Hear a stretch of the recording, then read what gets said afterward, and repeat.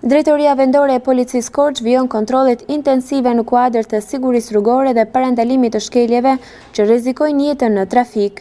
Specialistët e sektorit të qarkullimit rrugor arrestuan në flagrancë shtetasin EK, 20 vjeç banues në Korçë, pasi u kap duke drejtuar një automjet pa qenë i pajisur me lejë drejtimi. Po ashtu u referuan materialet në prokurori dhe nisi procedimi penal për një 17 vjeçar, i cili u konstatua në të njëjtën shkelje duke drejtuar automjetin pa leje drejtimi. Burime zyrtare bëjnë me dije se po shtohen ndjeshëm rastet e drejtimit të mjeteve nga persona të pajisur me leje, jo vetëm në zonat rurale, por edhe në ato urbane. Policia apelon për respektim të rregullave të qarkullimit dhe rikujton se drejtimi pa leje përbën vepër penale dhe rrezikon seriozisht jetën e drejtuesve dhe të tjerëve në rrugë.